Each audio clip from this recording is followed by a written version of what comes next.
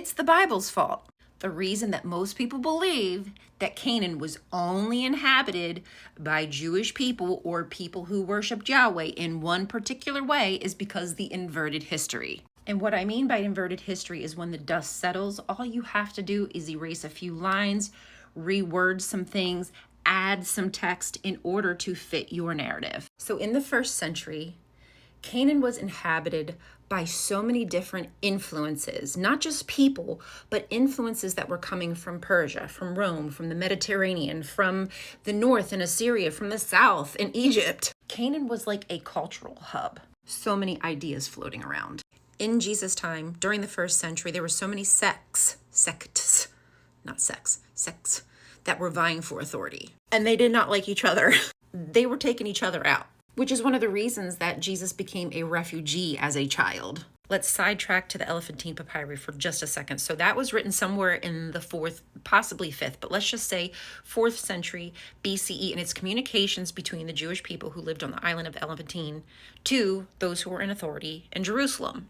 Now, what they're asking of the authorities in Jerusalem is to rebuild the temple to Yahweh, which is very strange because we're told that worship of Yahweh was centralized in Jerusalem. So why would there be a temple in Elephantine? Oh, and we can't forget to mention that they also worshipped other gods. Oopsies. And one of those gods was a female. Warrior and hunting goddess Anat. So the biblical narrative intentionally erases those diverse voices.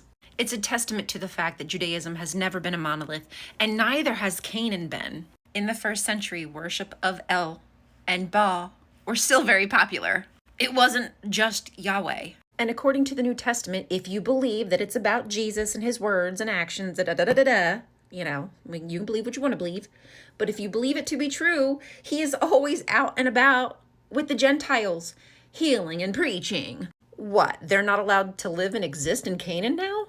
Even though the biblical authors obviously hate the indigenous people, the Canaanites, they were there.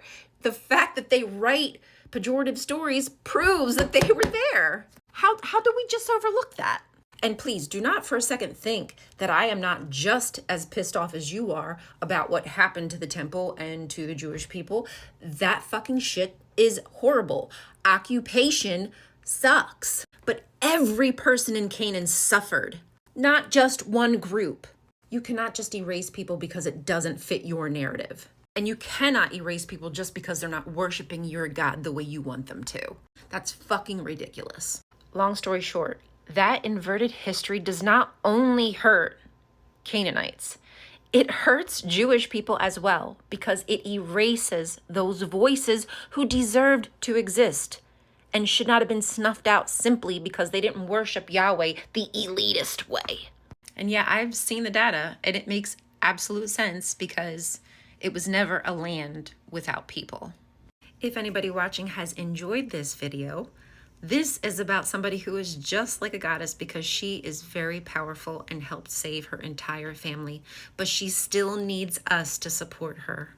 Just as Jesus was, her family are now refugees in Egypt, and they need this community to help them get to safety. Yasmin deserves all the accolades and support she can get.